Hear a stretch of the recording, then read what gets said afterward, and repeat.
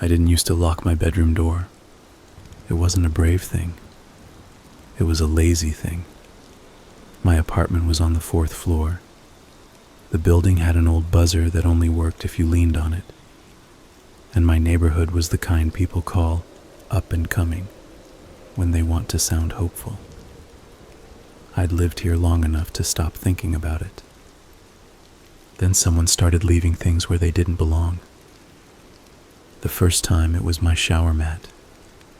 I came home from work, kicked my shoes off, and went straight to the bathroom the way I always did. I saw the mat folded neatly on the edge of the tub. I don't fold it. Nobody folds it. I stood there with my hand on the light switch, looking at a towel that wasn't where it should be, and trying to make my brain accept it. I blamed it on myself. I told myself I'd cleaned the night before. I told myself I'd been half asleep and on autopilot. But a week later, my kitchen chair was angled out from the table like someone had just gotten up in a hurry. I live alone. I stared at the chair for a long time, and the longer I stared, the more I felt like I was doing something wrong just by standing there, like I was putting on a show. I walked through each room and opened every closet door like I was checking for a leak. I looked under my bed and found dust bunnies and a missing sock. I opened my wardrobe and saw only my clothes. I opened the cabinet under the sink and saw cleaning supplies. I checked the balcony and saw nothing but the rusted rail and an ashtray I never use. There was no sign of anybody. I still didn't lock my bedroom door. I wish I could say it was denial. I wish I could say I had some reason, some confidence, something that makes sense. Mostly I was tired and busy, and I didn't want to admit that the little parts of my life could be touched by somebody else. You get used to the idea that your home is yours. It isn't. Not really. It's just a space you pay for. It's walls other people can climb. It's hinges that can be lifted. It's a lock someone can learn. I learned that later. At first I learned it by waking up with my blanket folded back. Not all the way. Just enough that my legs were exposed. I sleep in an old t-shirt and shorts. I'm not someone who sleeps stiff. I move around. I kick. I bunch the blanket up. I throw it off. I pull it back. That morning, I woke up cold from the knees down, and the blanket was folded in a clean line like it had been handled carefully. I lay there, very still, staring at my ceiling. I listened. What I heard was normal. The refrigerator humming, a car passing outside. Somewhere down the hall, someone's water running. The building's quiet groan like it's always deciding whether it wants to fall apart. I got up. I went to the bathroom. I washed my face.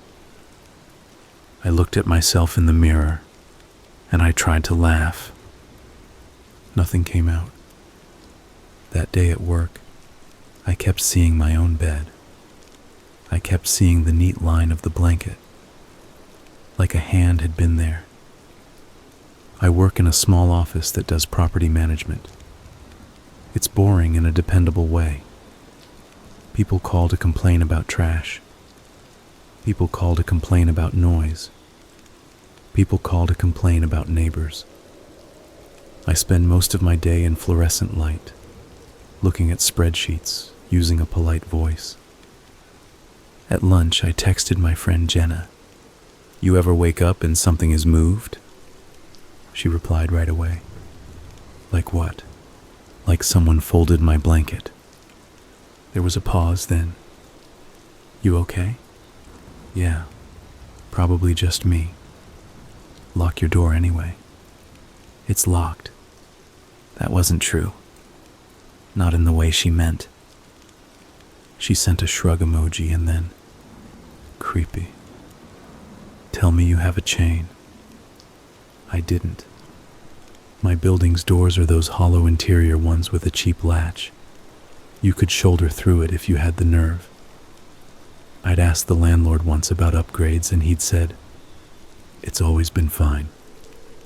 Fine is what you say when you don't want to spend money. Jenna lived across town. She'd moved after her breakup. She was the kind of person who put pepper spray on her keychain and double-checked the locks. She'd grown up in a house where the doors were always bolted. I'd grown up in a house where the front door never closed right, and people came and went. After work, I went home and bought a cheap wedge alarm from a hardware store. It's one of those things you slide under the door so if it opens it makes a loud squeal. It wasn't a chain, but it made me feel like I was doing something. That night, I set it at my bedroom door, and I went to bed. I told myself that was the end of it. I woke up to the quietest sound. Not a tap, not footsteps, not any cliche thing that makes sense on paper. It was fabric. It was the soft, dry whisper of something brushing against cloth. My eyes opened without me deciding to open them. I lay there, staring into the dark. My room was never completely dark because of the streetlight outside. It poured a dull, amber glow through my blinds. It made shapes out of everything. I could see the foot of my bed. I could see the outline of my dresser. I could see the shadow of the pile of laundry I keep meaning to do. The fabric sound came again. I didn't move. I didn't breathe right. Somewhere near my bed, a shadow shifted. At first, I thought it was my eyes playing tricks. That's what you tell yourself when you see something that doesn't belong. Your brain scrambles for normal. But the shadow didn't behave like the others. It had weight. It was the shape of a person, standing still. And it was right there, at the corner of my bed, not across the room, not at the door, not hiding. Standing at the corner like it had an appointment. My mouth went dry so fast it hurt. I tried to focus on details, because the mind does that when it's terrified. It wants to label things. It wants to turn fear into a list. The figure was tall, broad shoulders, a jacket, or maybe a hoodie. I couldn't tell. The light made it flat and grainy. It didn't move. The only reason I knew it was there at all was because it blocked the faint glow behind it. I wanted to jerk my blanket up. I wanted to sit up and scream. I wanted to pretend I was asleep and hope it would leave. My body chose none of those. I lay still, trying not to make noise. The figure leaned forward, just a little, and the fabric sound came again. I understood what it was then. It was the sound of a hand on my blanket. I can't explain the cold that went through me. It wasn't just fear. It was a kind of disgust, like something had crawled inside my skin. The hand didn't yank. It didn't snatch. It didn't tear the blanket away. It smoothed it, slowly, like you do to a child, like you do if you had all the time in the world. My heart hammered so hard it felt like it was going to shake my ribs loose. I kept my eyes open, but I didn't look straight at the figure. I stared past it, at the dresser, at a spot on the wall. I thought, if I move, it will do something. That thought was ridiculous. It was already doing something. The figure stayed at the corner of my bed. It waited. Minutes passed. I know they did because my fear started to change. At first it was sharp, a bolt of it. Then it turned into a steady, sick pressure. I couldn't hear the person breathing. I couldn't hear anything but my own pulse. At some point, I realized something else. The wedge alarm at my bedroom door had not gone off. That meant one of three things. Either the door hadn't opened, or the wedge didn't work, or the person had been in my room before I went to sleep. That last idea hit me like a slap. My stomach rolled.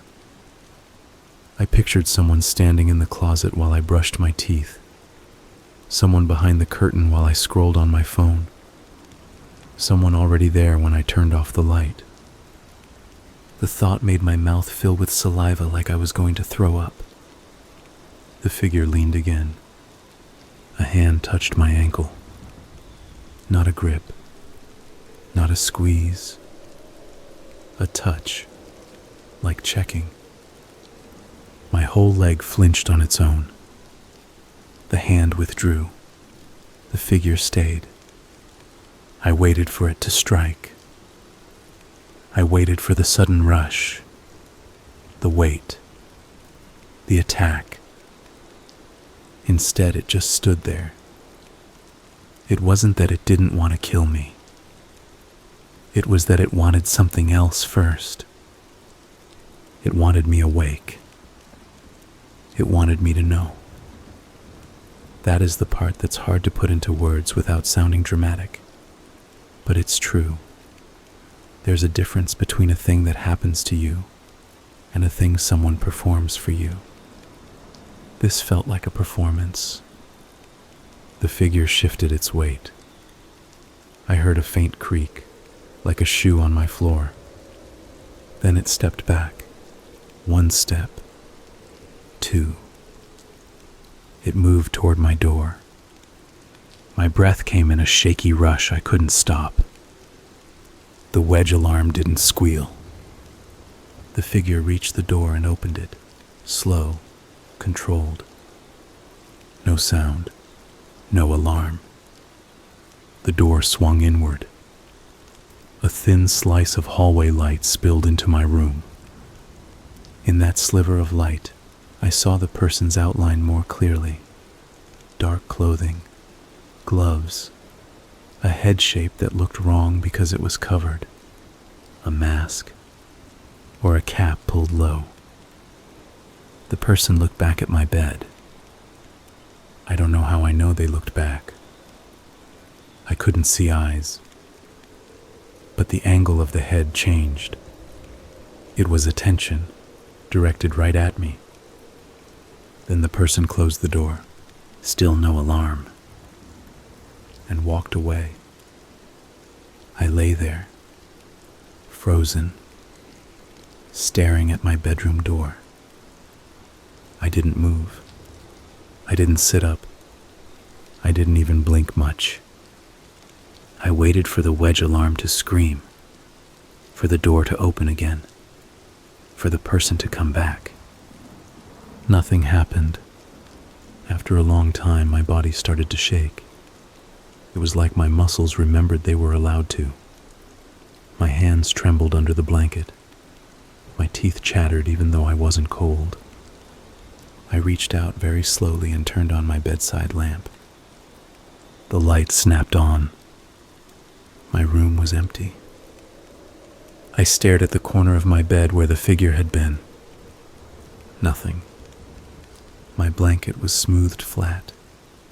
The line along my legs was clean. I got up. I went to the door.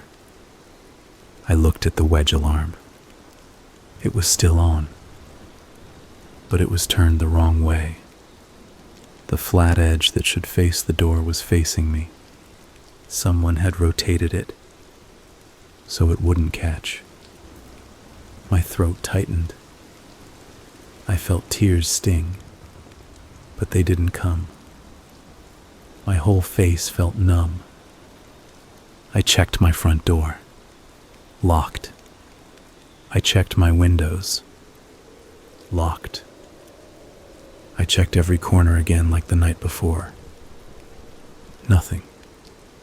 But the air felt different, like someone had breathed in it. I called Jenna. She answered with a sleepy voice. "Hey," she said, and then she heard my breathing and her tone changed. "What's wrong?" "There was someone in my room," I said. Her silence was immediate and heavy. "What do you mean, someone?" "I saw them. At the corner of my bed." There was another pause. I could hear her shifting, like she was sitting up. "Did you call the police?" I looked at my phone like it might tell me what to do. "No," I said. "Okay," she said, calm now in the way people get when they're trying to pull you out of panic. "Okay. Are you hurt?" "No." "Are you sure?"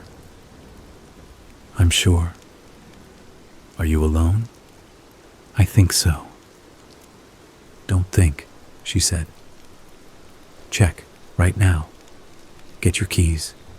Turn on all the lights. Check." I already did. "Okay," she said again, and I could hear her breathing faster now. "Okay. Listen. You need to call the police. You need to tell them someone was in your apartment. They'll ask how they got in. I don't know." "Doesn't matter," she said. "Call." I didn't. That's the part that makes me sound like an idiot, I know. But I didn't. It felt too big. It felt like calling the police would make it real in a way I couldn't take back. I had no proof besides my own voice. I could already hear the questions. "Are you sure you weren't dreaming? Are you stressed? Did you lock your door?" And I had nothing to show them. Jenna exhaled hard. "Okay," she said. "I'm coming over." "No," I said, and it came out sharp. "No, don't." "Why?"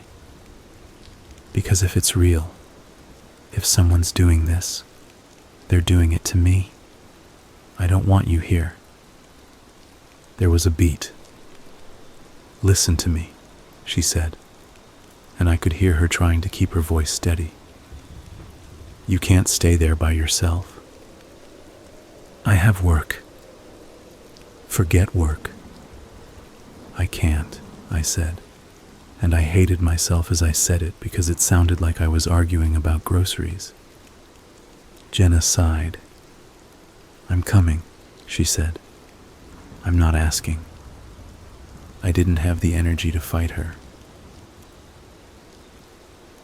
While I waited, I sat on my couch with every light on. I held my phone in my hand like it was a weapon. I kept looking at my bedroom door. The morning came slowly. The sky got lighter. The normal noises of the building started up again. I kept thinking about the way the person had smoothed my blanket. That detail stuck harder than anything else. Not because it was violent, but because it was intimate. I started noticing other things. The second drawer of my dresser was cracked open a fraction. My toothbrush was slightly wetter than it should be. The bathroom mirror had a faint smear near the edge, like a hand had steadied itself there. Little things that could be nothing. But once your brain has a pattern, it fills in the gaps. When Jenna arrived, she looked angry, like anger was the only way she could stand in my apartment without shaking. She did a full sweep of the place, opening closets, peering behind curtains, checking the balcony. She shook her head. "Okay," she said. We call someone. We change your locks. I rent, I said. Then we call your landlord, she said, like that solved everything. I watched her move through my space like she owned it. It made me feel smaller. She stopped at my bedroom door. "What's that?" she asked. "The wedge alarm." She picked it up and looked at it. "Turned around," she said. "Yeah." She looked at me. "That means they were in here long enough to notice it and fix it," she said. Her voice did something to me then. It made my fear shift again. It wasn't just in my head. We called my landlord. He sounded annoyed. "Someone in your apartment?" he said. "Are you sure?" I could feel Jenna glaring at my phone like she could intimidate him through it. "I'm sure," I said. He sighed. "I can send maintenance to check the locks," he said. "Today," Jenna said loudly. There was another sigh. "Today," he said. Maintenance came that afternoon. It was a guy with a tool belt and a bored face. He jigged the doorknob, tapped the frame, and shrugged. "It's an old lock," he said. "But it works." "It didn't work," Jenna said. "Someone got in." The guy raised his eyebrows. "How do you know?" I told him. He gave me a look like he was deciding whether I was lying or delusional. Then he checked the strike plate and frowned. "Your door's not aligning right," he said. "You ever slam it?" "No," I said. He moved the latch with his thumb. "Sometimes these don't catch if you don't pull it closed," he said. My stomach tightened. "So it might not have been locked," I said. "Could have been," he said. Jenna looked like she wanted to hit him. He adjusted the strike plate and tightened some screws. "That'll help," he said. "But if you want something better, you gotta talk to your landlord." "Can you put a chain?" Jenna asked. The guy shrugged. "Not my call." After he left, Jenna stood in my living room with her hands on her hips. "You're staying with me tonight," she said. "I can't just..." "You can," she said, and her voice left no room. So I packed a bag. I took my laptop, my phone charger, and a couple of clothes like I was going on a normal trip. Before I left, I stood in my bedroom and looked at the corner of my bed. It was an ordinary corner. The bed frame was cheap and chipped. The carpet was worn down there from my feet. There was no mark, no footprint, no stain. Just space. I thought, absurdly, what if they're still here? And my skin prickled. At Jenna's place, I tried to sleep. Jenna slept on her couch so I could have her bed. Her apartment was cleaner than mine. It smelled like lemon cleaner and laundry. I lay in her bed and stared at her ceiling and waited for the same thing to happen. Nothing happened. That should have made me feel better. It didn't. It made me feel like I'd been singled out. In the morning, I went to work. I tried to act normal. I answered phones. I talked about trash pickup. I made coffee. My hands shook when I held my mug. I kept thinking. They came into my room. They stood there. They touched me. They left. It had felt like a message. The next 2 days passed without anything. I stayed at Jenna's both nights. On the third day, I got a call from my neighbor. It was Mrs. Patel from across the hall. She was older, always polite, always wearing those soft slippers that made almost no sound. "Hi, dear," she said. "I saw your friend the other day. Is everything okay?" My stomach dipped. "Everything's fine," I said, "because that's what you say." She hesitated. "There was a man," she said. "What?" "A man," she repeated. "The other night, in the hallway." My mouth went dry. "What do you mean?" "I heard the elevator," she said, "and I looked out the peephole. There was a man standing outside your door." Time slowed. "Standing," I said. "Yes," she said. "Not knocking, just standing, like he was waiting." My hand tightened around my phone. "Did you see his face?" I asked. "No," she said. "He was wearing a hood. I thought maybe he was your boyfriend." I almost laughed. I didn't have a boyfriend. "How long was he there?" I asked. "I don't know," she said. "I went back to bed. I didn't want to be nosy." My throat felt tight. "What night?" She said the date. It was the night I was at Jenna's. So he'd come back. He'd stood outside my door. He'd waited. And when I didn't come home, he hadn't forced it. He'd just left. Like it was fine. Like he had patience. I told Jenna. She went pale.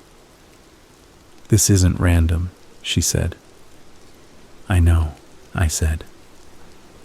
"Call the police," she said again, and this time I didn't argue. I called. A woman on the line asked questions in a calm voice. She sounded tired.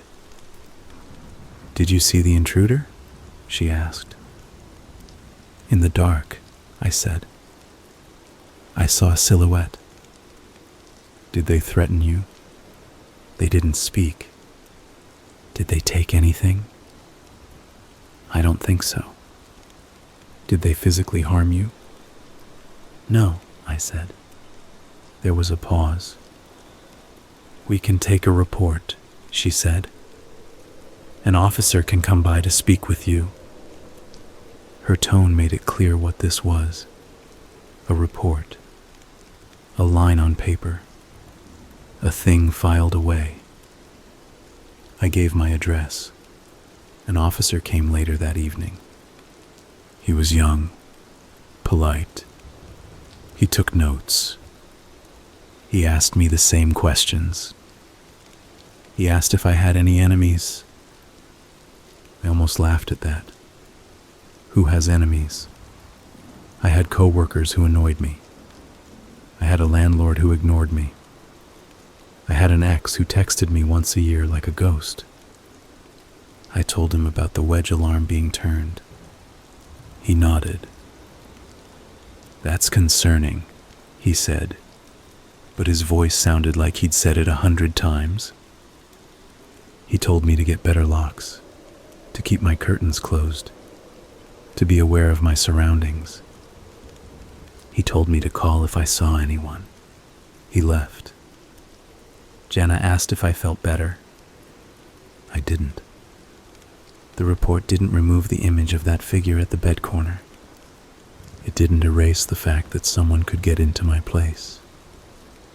And it didn't change the feeling that this person was taking their time. That weekend, Jenna insisted we go to my apartment during the day. She said we had to face it. She said we had to stop letting fear push us out. I told myself she was right. We went in with pepper spray in her hand and my keys shaking. The place looked normal. Sunlight made everything seem less threatening. Dust in the air looked harmless. I walked to my bedroom and stood at the corner of my bed. I looked down. There was a small dent in the carpet.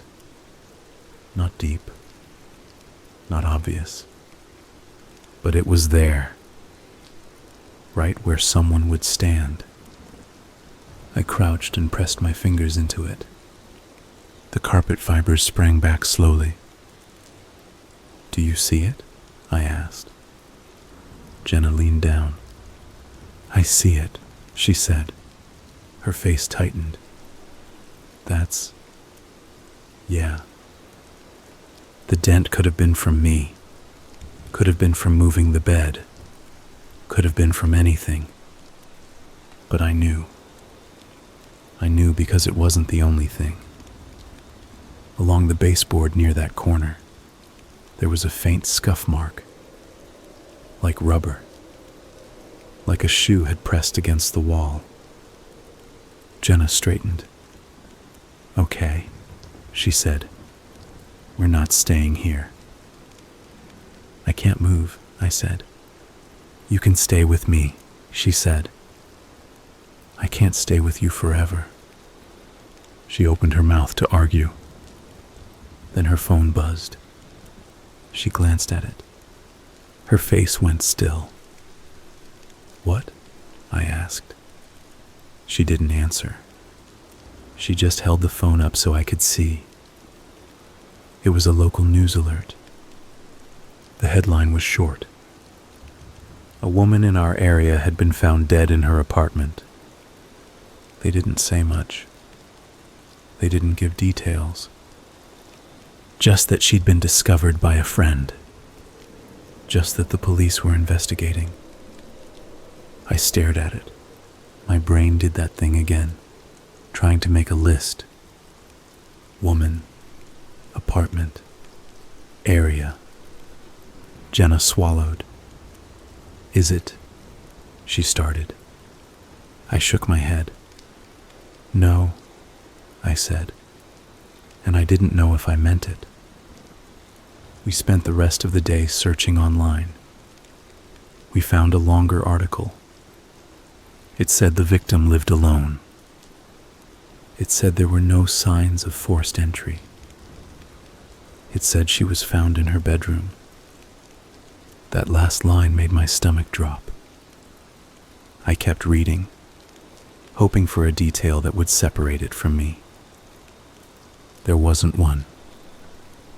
The article didn't say how she died, but my mind filled that in on its own, and I hated myself for it. Jenna turned off my laptop. "Stop," she said. "You're going to make yourself sick." I felt sick already. Over the next week, more stories appeared. They weren't big.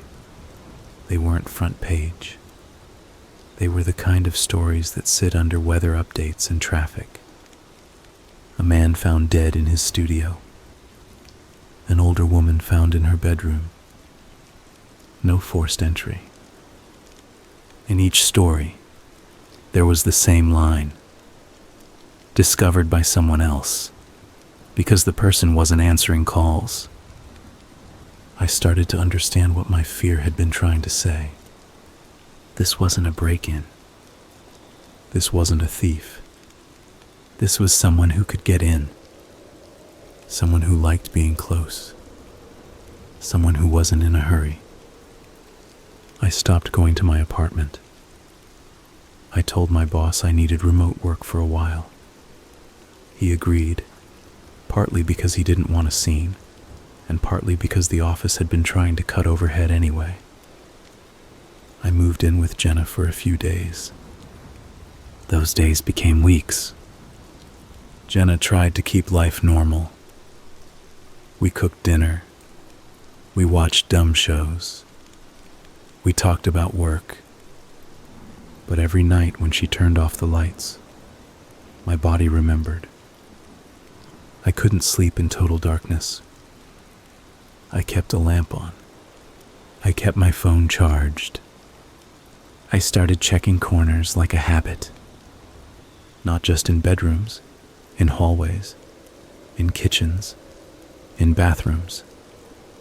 Corners became places where my brain expected someone. That's what he had done to me. He'd turned a shape into a threat.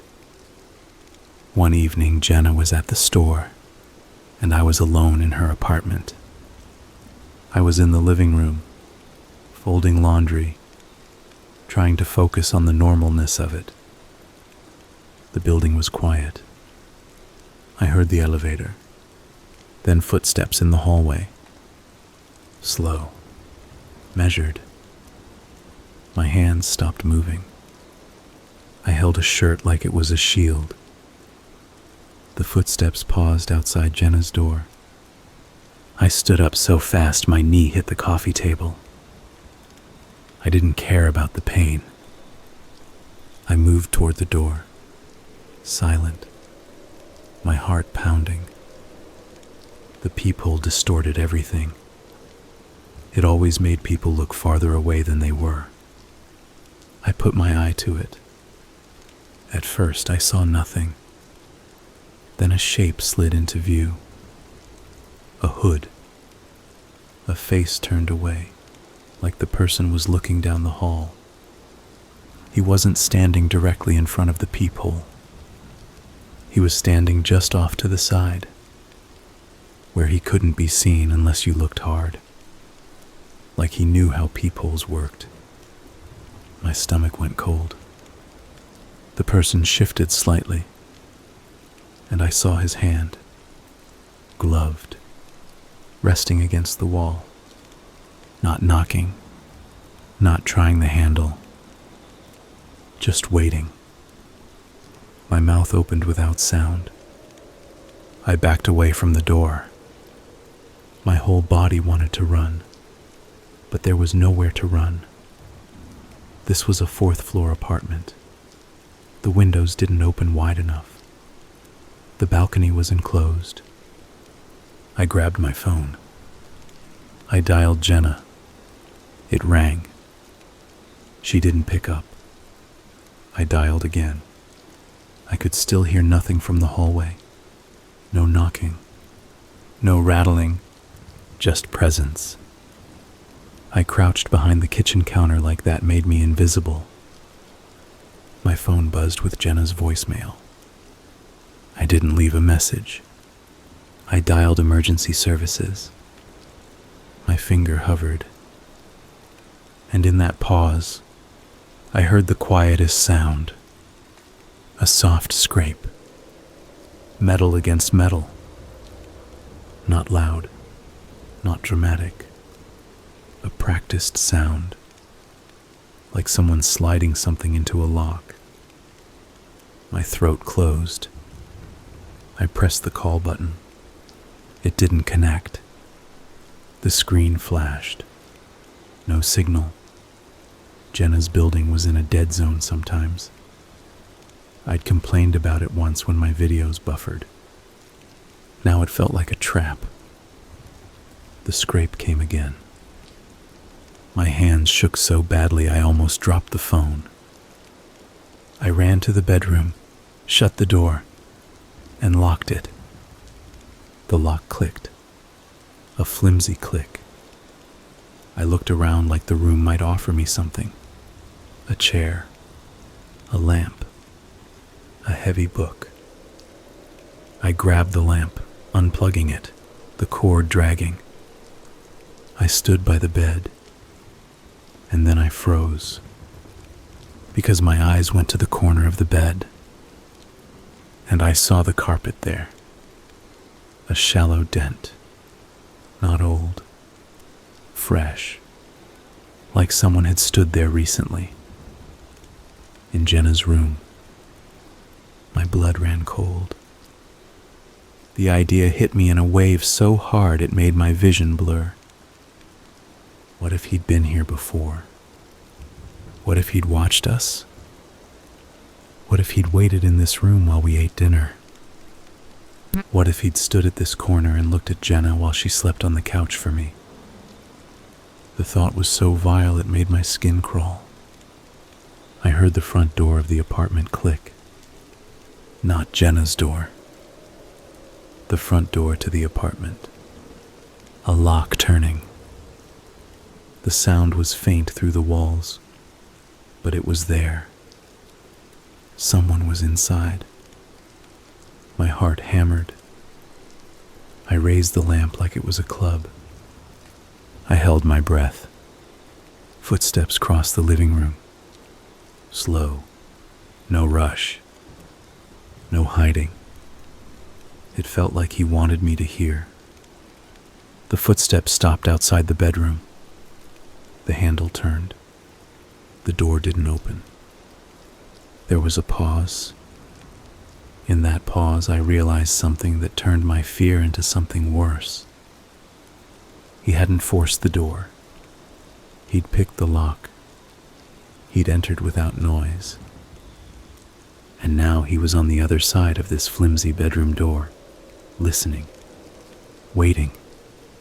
Then the footsteps moved away, toward the bed, toward the corner. The weight of him settled there. I knew because the floor creaked in the same slow, controlled way it had in my apartment. My hands went numb around the lamp. I stared at the door. And in my head, a simple, horrible truth formed.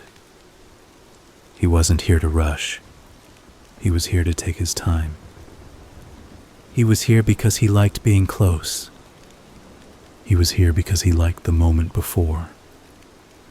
The moment when you're awake. The moment when you understand exactly where he is.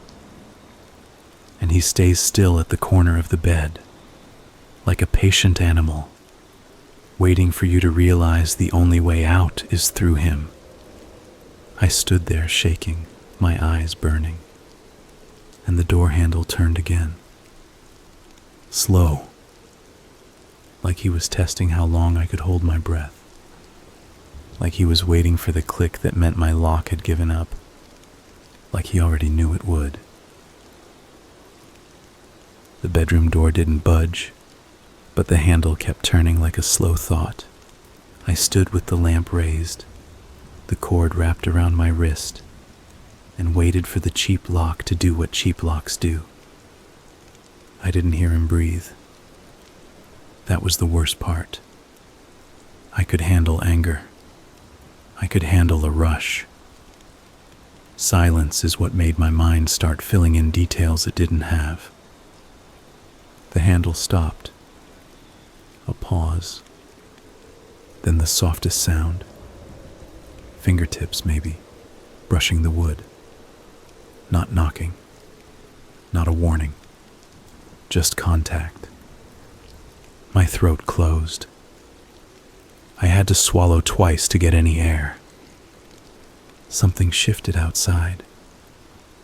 The floor creaked at the bed corner. He was still doing it. Even here. Even after following me across town. He stood where he wanted to stand, like the corner mattered more than the door. I backed up until the back of my legs hit the mattress. I sat without meaning to. My knees went watery. The lamp shook in my hands. I tried my phone again. Nothing. I turned Wi-Fi on, then off. I held it up like the air in different parts of the room might be better. Nothing. I thought about yelling out the window, but Jenna's bedroom window faced an inner courtyard. It was winter quiet out there. Concrete, a few sad plants in pots, windows like blank eyes. My brain went for a plan anyway. Make noise. Noise makes witnesses. Noise makes people you can't control. He didn't want that. I stood and moved to the window as quietly as I could. The lamp cord snagged on the edge of the nightstand and yanked. I froze, waiting for him to react. Nothing. I eased the blinds up. The courtyard looked dead, A couple of balconies, a lit kitchen in one unit, someone moving behind a curtain 2 buildings over. I opened the window. Cold air bit my face. I leaned out and tried to shout. My voice came out thin, like it had to push through something stuck in my chest.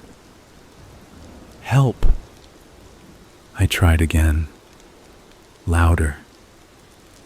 The sound fell into the courtyard and didn't come back. No lights flipped on. No heads appeared. I felt stupid and desperate at the same time. Behind me, the bedroom door clicked. Not open. A click like pressure on the latch. Testing. I shut the window fast, almost smashing my fingers. I turned and stared at the door. The handle turned again. Slow. It stopped. Then the door shook once, gentle, like he was learning how the lock felt from the other side. My mind flashed through Jenna's apartment, the front door, the living room, the kitchen, the hallway. He'd already breached the front door. He could do it again. I did the only thing my body would agree to. I pushed the dresser. Jenna's dresser was heavy. It scraped across the floor and made a loud, ugly sound. I didn't care. I shoved it until it pressed against the bedroom door. The handle stopped moving. For a second I thought he'd left. Then I heard a sound I recognized from my own apartment. Metal sliding. Careful. Not a struggle. A tool. My hands went numb. I raised the lamp again and backed into the far corner of the room. The wrong corner. The one with the laundry hamper and the small chair. I didn't want to be near the bed. I didn't want to give him that corner. The scraping continued. Little pauses. Adjustments. Then the bedroom door shuddered. The dresser held. The handle turned again. Slower now, like he was measuring force. I heard him shift his weight. Then, very clearly, I heard him move away. Not down the hall, not toward the exit. Toward the bed, toward the corner. The floor creaked there. He stood at the corner of Jenna's bed again, like he was making a point. Like he was saying, I can wait as long as I want. My eyes stung. I realized I'd been holding my breath. I let it out in a shaky rush. I looked around, searching for something that wasn't a lamp on a cord. Jenna kept a small metal paperweight on her nightstand, shaped like a cube. I grabbed it with my free hand. It felt cold and solid. I held the lamp in one hand, the paperweight in the other. The closet door was slightly open. Jenna's closet. Jenna's neat row of coats. In my head, the idea of him hiding in there earlier flickered again. I couldn't stop it. I heard the front door open. This time it was loud. Keys. A familiar jingle. Jenna. My mouth opened, but no sound came out at first. My throat was tight like it had been tied. Jenna, I croaked. Her voice came from the hallway, cheerful for half a second. Hey, I got... Then she stopped. I heard the grocery bag rustle, then drop. What is that? She said. The next sound was the softest shift of air, like someone moving quickly but controlled. He was between her and the bedroom. My body tried to run through the dresser. I slammed my shoulder against it, useless. I shouted. She said my name once, sharp. I heard her inhale. then nothing for a heartbeat, then a sound like a hand clamping over her mouth. A struggle that was strangely quiet. My mind went white. I pushed the dresser again, bracing my feet and heaving. It moved maybe a centimeter. The bedroom door rattled behind it. Then another sound, the front door shutting, not slamming, closing, a click, lock turning. He locked it. I realized then that he wasn't improvising. He wasn't panicking. This was a routine. He'd planned for someone to come home. The hallway went silent, and then I heard footsteps. Jenna's footsteps, moving, slow, not right, not the way she walks when she's annoyed or tired. The footsteps stopped outside the bedroom door. I pressed my ear against the wood and tried to hear breathing. I heard none. Then Jenna spoke. Her voice was low, flat. "Move the dresser." I froze. "Jenna, move it," she said again. A pause, the smallest tremor in her voice. I felt a surge of relief so sharp it hurt. She was alive. "Are you okay?" I whispered. Silence. Then, still Jenna's voice, but wrong in the edges. "Move it. I need to get in."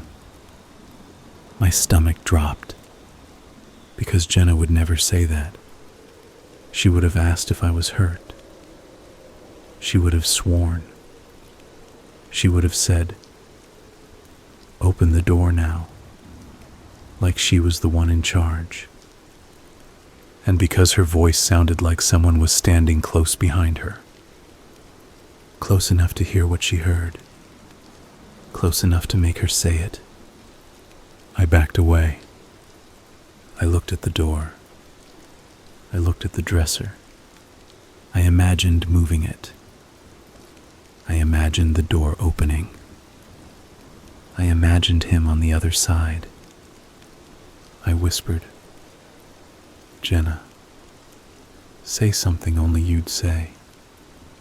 There was a pause so long my lungs started to burn. Then Jenna said very softly, "Please." The word cracked in the middle. That cracked part was her. It made my eyes fill. I heard another voice then, not loud, not deep, just a man's voice close to the door, like he didn't mind being heard. "Don't make this harder," he said. The words were plain, not theatrical. That made it worse. He wasn't enjoying his own voice. He was stating a fact. My hands shook. I raised the lamp. "What do you want?" I said, and my voice came out in a thin bark. There was a pause. Then, quiet, the man said, "You already know." The floor creaked at the bed corner. He had moved again. He was doing it while he talked, like the corner was where he felt right. My brain grabbed at details. If he moved to the corner, where was Jenna? I pictured her in the hallway, held, pinned. I pictured a hand at her throat. I wanted to vomit. I tried the phone again. I hit call and watched it fail. I wanted to throw it. The man sighed and it sounded almost bored. "Open it," he said, "or I come in anyway." I stared at the dresser. It wasn't a real barricade. It was furniture pretending. I thought about smashing the window and trying again to scream. But Jenna was out there. If I made noise, would he hurt her faster? My mind tried to be strategic, like there was a clean answer. There wasn't.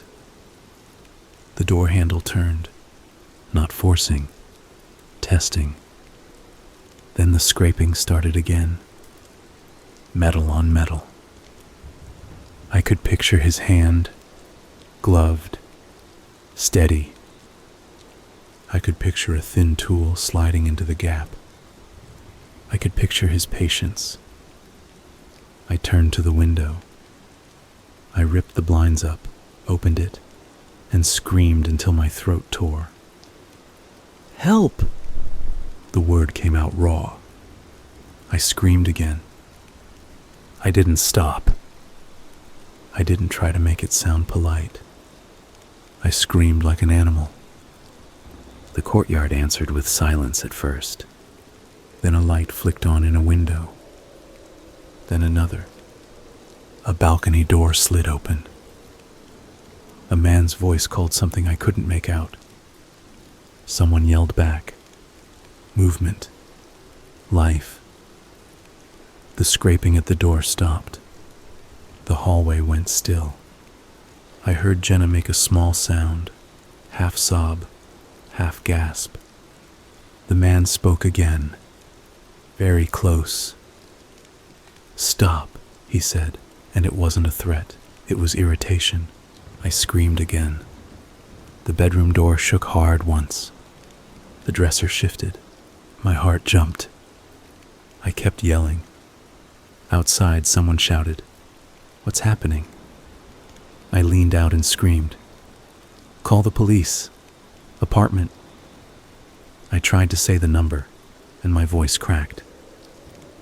"4th floor," I shouted instead.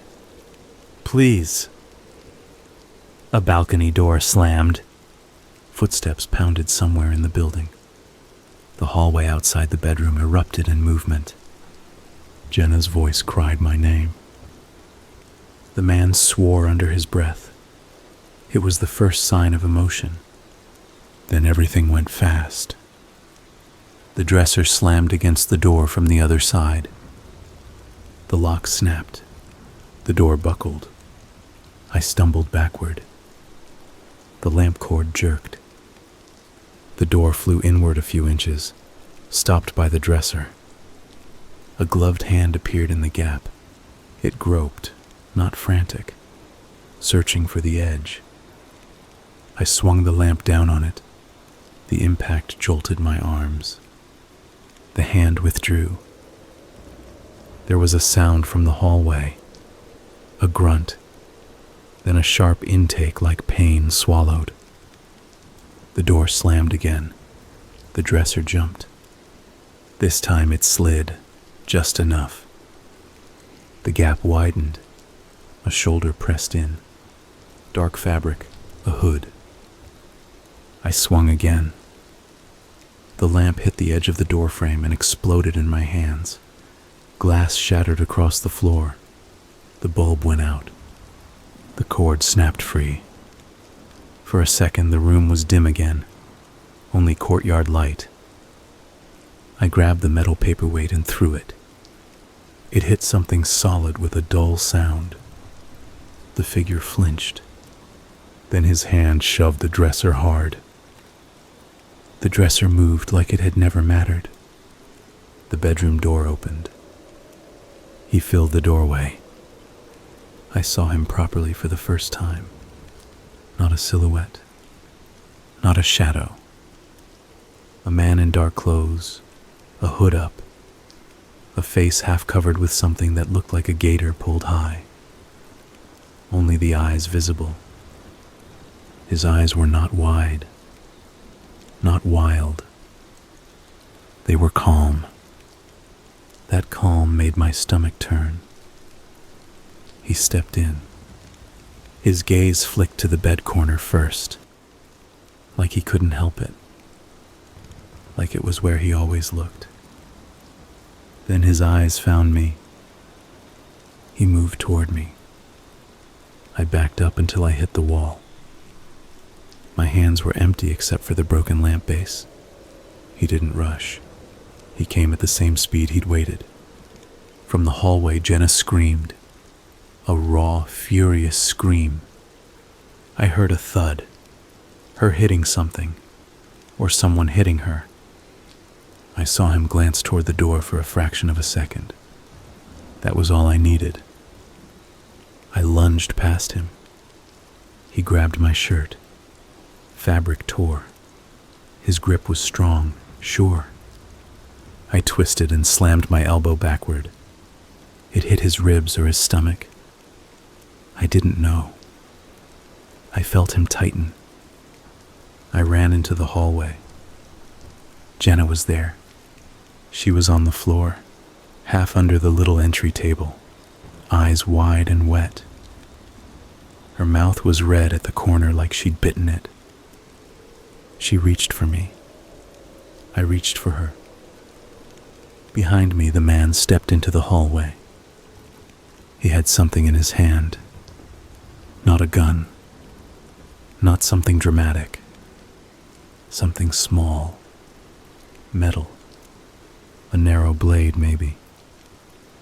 A tool that could be a knife, or could be something from a toolbox. The kind of thing that belongs in a pocket without making a shape. My throat closed. I grabbed Jenna by the wrist and hauled her up. She staggered. Her eyes never left him. "We go," I said. She nodded once, hard. We ran. We didn't run for the front door. He'd locked it. We ran for the kitchen. Jenna had a balcony door off the kitchen. It led to the enclosed balcony with the metal frame and the cheap plastic chairs. I yanked it open. Cold air hit us. We spilled onto the balcony. Below, the courtyard was waking up. People in windows. Someone shouting. I looked down and my stomach lurched.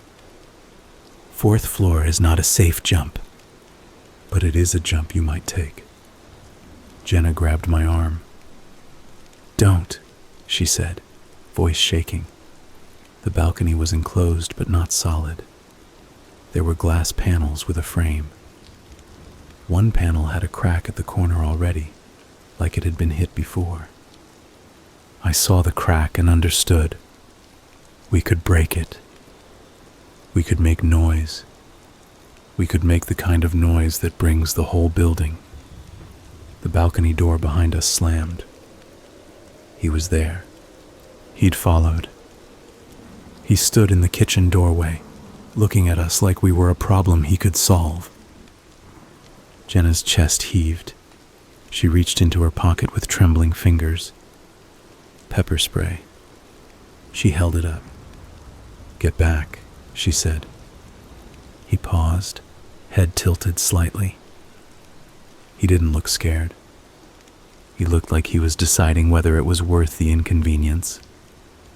From the courtyard, someone shouted, "Police are coming." The man's eyes flicked toward the balcony, then toward the bed corner, like he could see it through walls. Then back to us.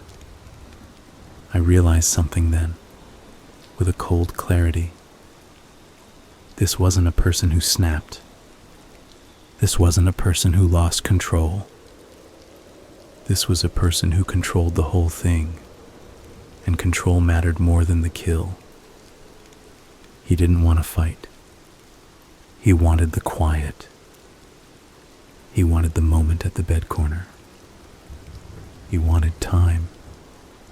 If he couldn't have it, he would leave. Jenna's hand tightened on the pepper spray. "Back," she said again. The man took one step forward anyway. Jenna sprayed. A fine cloud burst into the air. It hit his face covering. It hit his eyes. He jerked back, sudden and sharp, like the calm finally broke. He made a sound. Half gasp, half growl. He turned his head away, wiping his eyes with his sleeve. Jenna sprayed again. He stumbled. I didn't wait. I grabbed the plastic chair and swung it into the cracked glass panel. It shattered with a loud, brutal sound that rang through the courtyard. Shards fell to the balcony floor. A cold wind rushed in. People screamed below. I leaned out and shouted, "He's inside! He's inside!" The man retreated into the kitchen, not stumbling now, moving with purpose. He vanished down the hallway. We stood there shaking, eyes wide, waiting for him to come back. He didn't. Minutes stretched. Then a pounding at the front door. A voice calling, "Police, open the door." Jenna and I looked at each other. The front door was locked from the inside. We couldn't get there without walking through the apartment, through the hallway he'd just been in. Jenna's face went tight. "We stay here," she whispered. The pounding came again, then a crash. The front door splintered, heavy footsteps, voices, commands. The sound of people who didn't care about making noise. I felt my legs go weak and had to sit on the balcony floor. Jenna sat beside me. We clung to each other like kids. An officer appeared in the kitchen doorway, flashlight cutting through the room. He froze when he saw the broken glass. "Are you hurt?" he shouted. "No," Jenna said, voice shaking. "He's in here." He was. The officer moved quickly, calling something into his radio. More officers flooded the apartment. They didn't find him. They found the living room disturbed, the entry table knocked over, Jenna's groceries scattered, the bedroom door broken. They found a smear on the hallway wall where Jenna's shoulder had hit. They found a small tool on the kitchen floor near the doorway, a thin piece of metal like a lockpick or a screwdriver bit. They bagged it. They photographed everything. They asked questions. So many questions. Over and over. What did he look like? How tall? What did he say? Did we recognize his voice? Did we see a vehicle? Did we hear him leave?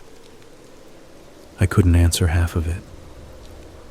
My memory was full of only a few images.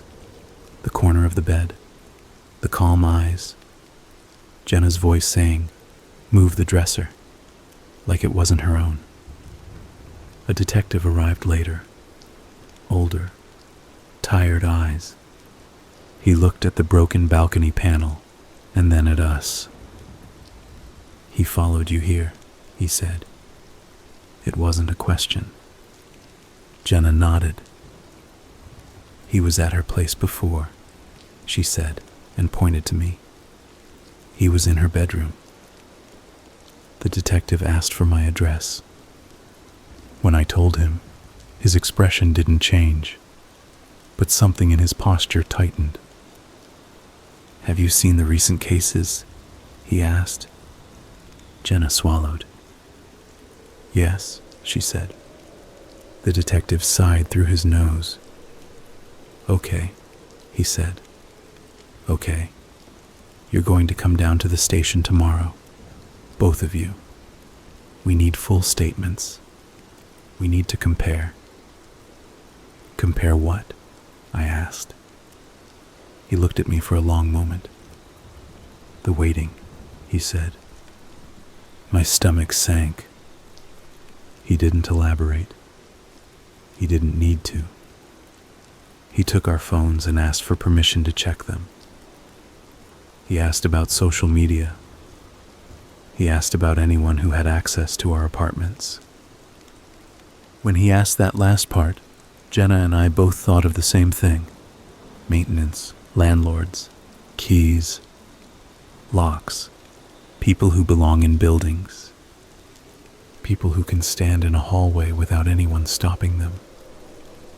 people who can say, I'm supposed to be here, and make it true. I told him about the maintenance guy in my apartment, the one who checked my lock and shrugged. The detective wrote something down. Do you know his name? He asked. No, I said. Can you describe him? I tried. Tool belt, bored face, dark hair, average height. The description felt useless. Every maintenance guy looks like that when you don't pay attention. The detective nodded anyway. Anyone else been in your apartment? He asked. I thought about my landlord. I thought about the spare keys in a drawer somewhere. I thought about the fact that I worked in property management. I thought about the way people would call me, and I'd pull up their file and see their unit number, their access notes. I thought about how easy it was to learn where someone lived. I don't know, I said. That answer felt like failure. That night, Jenna and I didn't sleep. Officers stayed in the building for a while, then left. A neighbor knocked and asked if we were okay. Another neighbor brought water. Someone else brought a blanket. People were kind, and it made me feel worse. Because kindness didn't undo what had happened. Kindness didn't erase the fact that he'd been inside, that he'd put a hand over Jenna's mouth, that he'd tried to get me to open the door with her voice. I stayed awake in a hard plastic chair at the kitchen table, staring at the hallway. Jenna sat across from me, pepper spray on the table between us. At some point she started shaking, not subtle tremors, full body shaking. I moved around the table and wrapped my arms around her. She held on to me like she would fall apart without something solid. I heard him behind me, she whispered. I didn't even hear him come in. I thought it was you. I thought it was you in the hallway. I swallowed. I know, I said. He held me, she said, and her voice went thin. He didn't do anything else. He just held me and waited, like he was enjoying how quiet it was. I felt sick. In the morning, we went to the station. We gave statements. We looked at photos. Not of bodies, thank God, but of door frames, footprints, tool marks. We listened while they told us what they could. They didn't say much. They said the cases were connected. They said the pattern was consistent. They said the killer favored apartments where there was no forced entry. They said the victims were usually found in their bedrooms. They said there were signs of someone being in the room for a while. Signs like moved furniture. Signs like smoothed bedding. Signs like the odd dent in carpet at the bed corner. The detective said it like he was reading weather. He didn't say the word ritual, but I heard it anyway. They asked if we'd noticed anyone around my building. A man in the hallway. A hood. A van.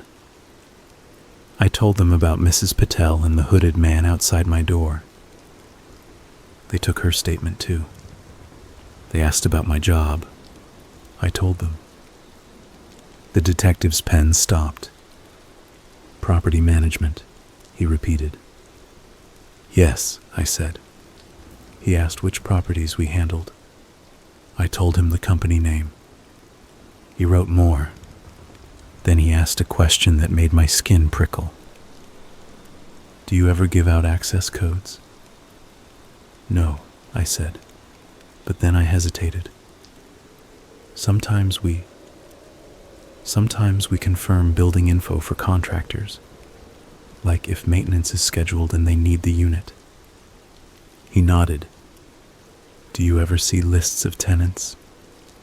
Yes, I said. Do you ever get notes about who lives alone? My stomach tightened. Sometimes, I admitted. He sat back. Okay, he said quietly. We need to treat you as potentially targeted. The way he said it made it sound official, like a category. Targeted. I left the station feeling like my skin didn't fit. Jenna and I made a decision that day. We weren't going back to our apartments. Not soon. Jenna called her brother and asked if we could stay with him for a while. He lived outside the city, in a place with a real front yard and a door that looked like it could survive a hurricane. He said yes without questions. We packed like we were fleeing a fire. I went back to my apartment in daylight with 2 officers. Walking into my place felt like walking into a memory of fear. Everything looked the same, but my body reacted like it was different. I checked the bed corner first. The dent in the carpet was still there. I stared at it until my eyes blurred. One of the officers watched me. You okay? He asked. No, I said. He nodded like he understood. I packed clothes, documents, anything important. Then, because I couldn't stop myself, I checked the closet. Nothing. But when I reached for a shoebox on the top shelf, my fingers hit something behind it. A small object. Metal. Cold. I pulled it out. It was a key. Not my key. Not a spare I recognized. A plain silver key with a black plastic cap. It looked like a building key. The kind that opens a front door, a basement, a utility room. The officer leaned in. Where was that? He asked. Behind my stuff, I said. He took it with a gloved hand. The gesture was careful, like the key had teeth. We'll log this, he said. My mouth went dry. What does it mean? I asked. He didn't answer directly. It means someone's been in your closet, he said. I almost laughed, but it came out like a choke. I looked at the closet again. The space between the hanging coats. The dark. The idea of a person standing in there while I lived my life. I felt bile rise. I got out of the apartment fast. We drove to Jenna's brother's place that afternoon. The road out of the city felt unreal, like we were leaving a sickness behind. At his house, we had a guest room with a bed that was too soft. I stood in it and looked at the corners. They were just corners.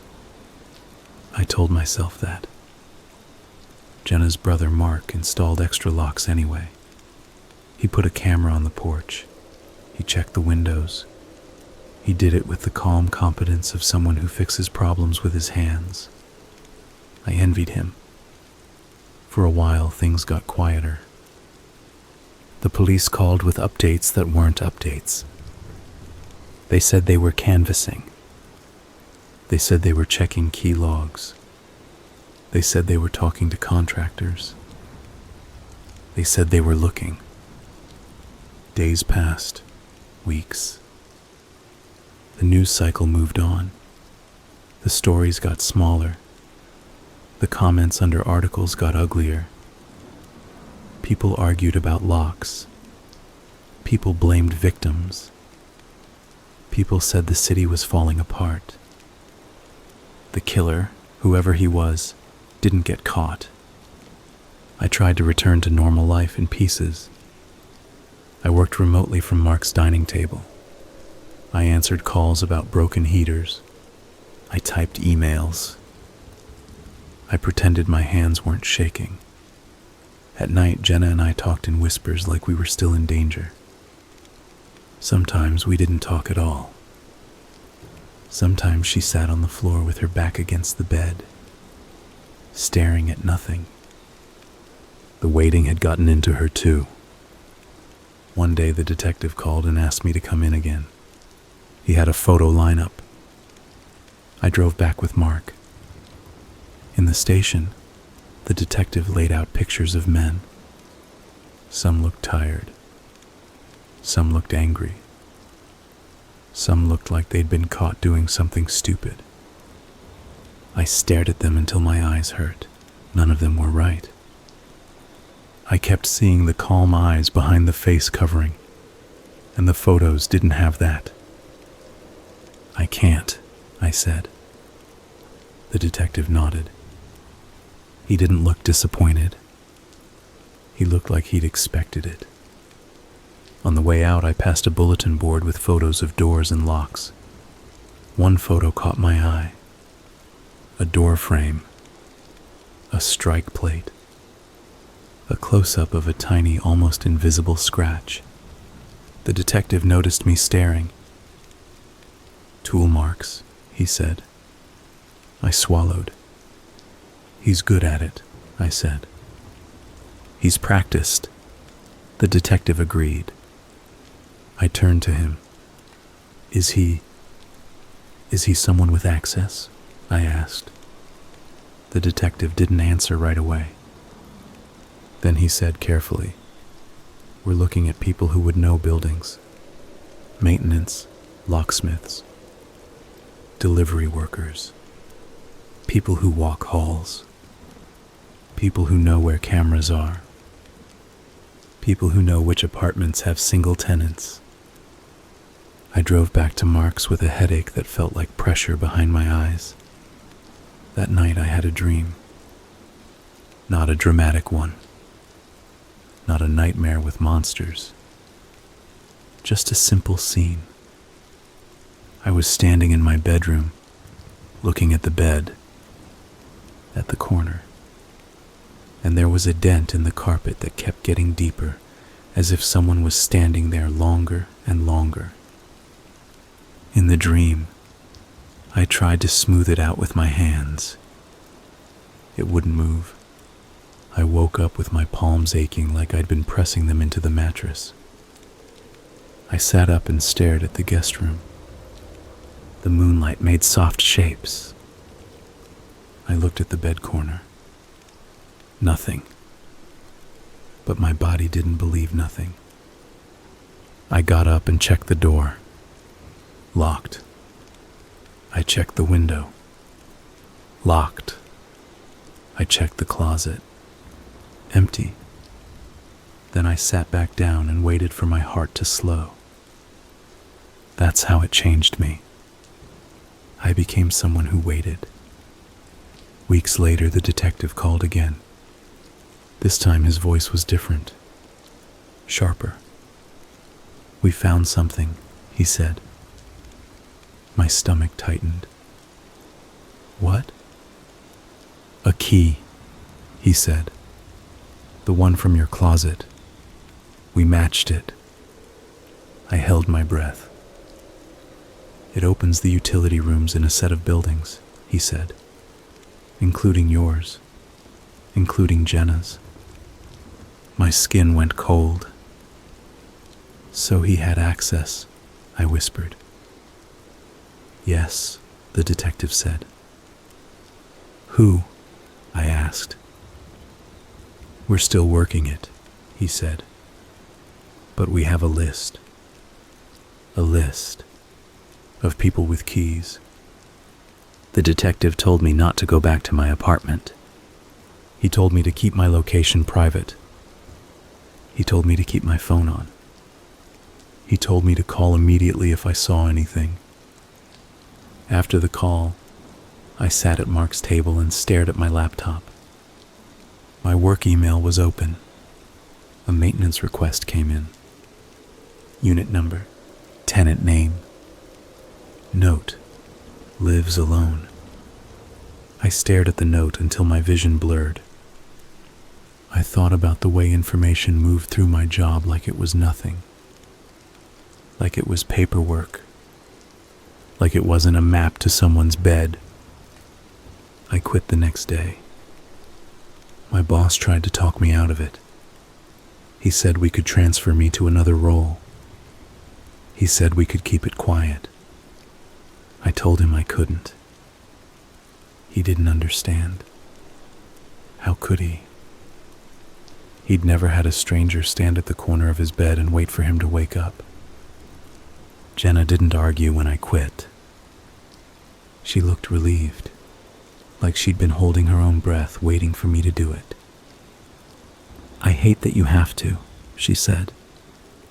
"I hate that I didn't see it," I said. "You couldn't have," she said. But we both knew it was more complicated. One afternoon, months later, we went back into the city for the first time together. We needed clothes. We needed to see our places. We needed to prove to ourselves we could. We chose a sunny day. We went with Mark. We parked in front of Jenna's building. My pulse kicked up anyway. The lobby smelled the same. The mailboxes looked the same. The elevator made the same grinding sound. Jenna's hands were clenched. "You don't have to," I said. "I do," she said. On her floor, the hallway looked ordinary. That was the trick of hallways. They could hold anything and still look ordinary. We reached her door. The door had been replaced. The landlord had finally paid for something. New hardware. New lock. Jenna hesitated, then put her key in. It turned. We went inside. The apartment smelled stale from disuse. The broken balcony panel had been replaced too. A new piece of glass, clean and cold. Jenna walked through each room like she was checking for ghosts. In the bedroom, she stopped. I knew why. The bed corner. The carpet there was vacuumed, but the fibers didn't sit right. Like they'd been pressed down. Like they'd never fully recovered. Jenna swallowed. "I can't," she said. "It's okay," Mark said gently. We left. On the way back to the car, Jenna suddenly stopped. She stared down the hallway. "What?" I asked. She pointed. At the far end of the hall, near the stairwell door, a man stood, hood up, hands in pockets, not moving, just standing. My blood ran cold so fast it felt like my skin tightened. Mark stepped in front of us, instinctive. The man turned his head slightly, not to look at Mark, to look at us. Even from this distance, I felt it. Attention, recognition. Time slowed. Jenna's hand went to her pocket. Pepper spray. The man didn't move toward us. He didn't run. He didn't speak. He just stood. Then, with the same calm control, he turned and walked through the stairwell door. It closed behind him. No rush. No panic. Like he had nowhere else to be. We didn't chase. We didn't follow. Mark grabbed our arms. "Out," he said. We moved. We got to the elevator and hit the button again and again like that could speed it up. When the doors opened, we piled in. Mark held the door button while Jenna dialed the detective. This time her call went through. She spoke fast, voice shaking, describing the man. Hood, height, build, the way he stood, the way he waited. We reached the lobby. We rushed outside. Mark scanned the street. No man. No hood. Just normal people in cars in the city pretending it was safe. The police arrived 10 minutes later. They searched the stairwell. They searched the street. They checked cameras. They took statements. The detective arrived and listened with his tired eyes sharper than before. When we described the man, he nodded slowly. "Did you see his face?" he asked. "No," I said. "Did he say anything?" "No," Jenna said. The detective looked at us. "He wanted you to see him," he said. My stomach tightened. "He's not done," Jenna whispered. The detective didn't say yes. He didn't say no. He just said, "We're closer than we were." Closer. That word meant nothing to my body. My body understood only one thing. He had found us again. That night at Mark's, I couldn't sit still. I checked the locks. I checked the cameras. I walked the perimeter like a nervous dog.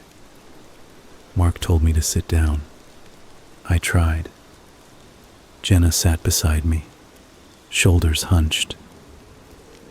"Maybe it wasn't him," I said, and even as I said it, I knew it was a lie. Jenna looked at me. "It was him," she said. "How do you know?"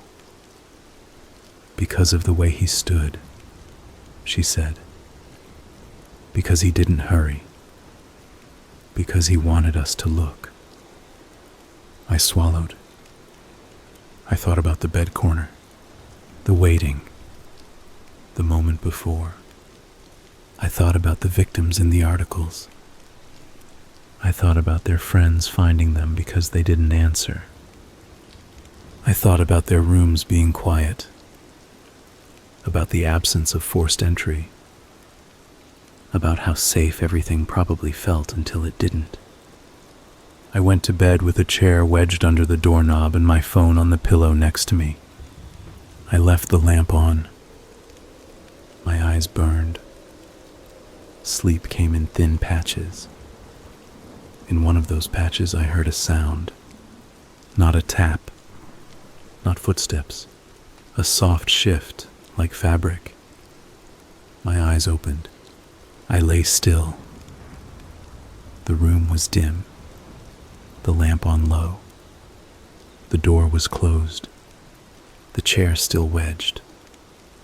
I stared at the bed corner. Nothing. I let myself breathe. Then I saw it. Not a person. Not a shadow. Something on the floor at the bed corner that hadn't been there when I went to sleep. A small object. Dark. I sat up slowly. My heart thudded. I reached for my phone. Signal. Full bars. I held the phone up like it would protect me. I slid off the bed and moved toward the corner. My feet were cold on the floor. I crouched. The object was a glove. A single black glove, folded as neatly as a piece of laundry. I didn't touch it. I stared. My mouth went dry. My brain tried to convince me it could be Mark's. But Mark didn't wear gloves like that. Mark didn't fold gloves. I backed away. I checked the door. Still closed. Still wedged. I checked the window. Locked. I checked the closet. Empty. I stepped into the hallway and looked toward Jenna's room. Her door was open. The light was on. She was sitting on the edge of the bed, phone in her hand. Her eyes met mine. She didn't need to speak. She held up her phone. On the screen was a photo. A picture she'd just taken, shaking, of her bed corner, a dent in the carpet. Fresh, deeper than before. My stomach dropped. We called the police. They came. They searched. They found no one. They took the glove. They checked the cameras.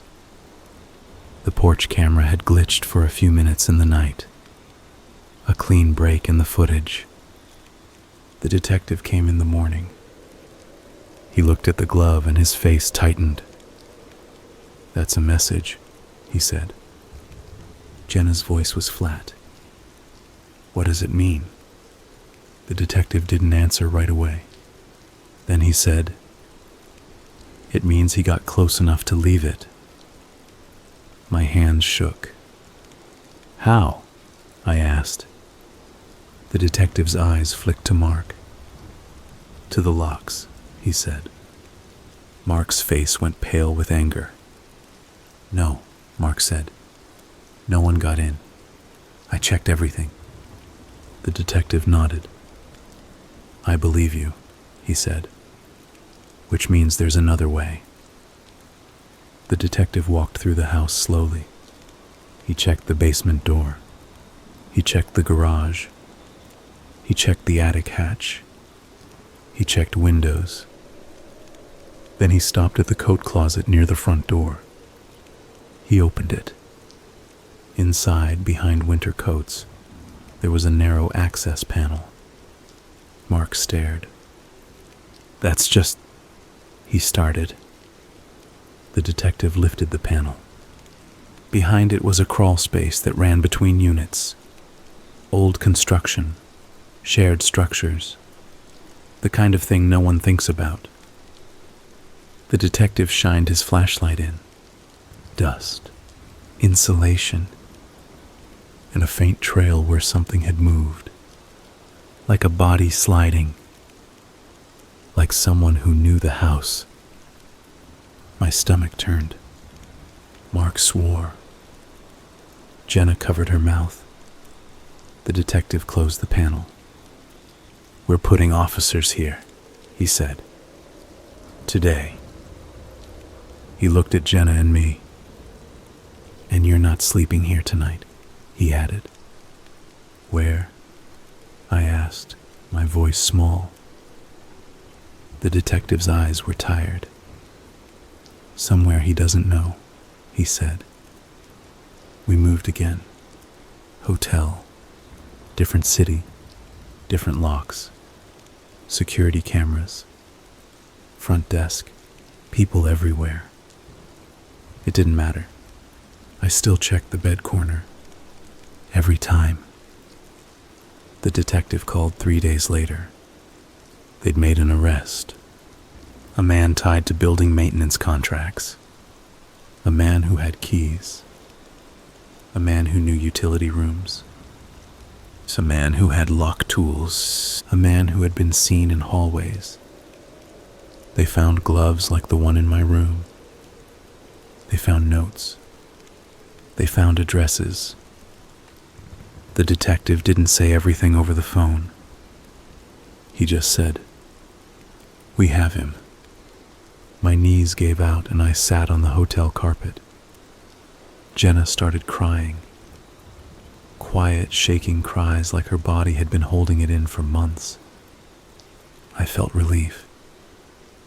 Then, underneath it, I felt something else.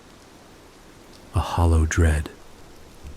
Because we have him didn't change what he'd already done.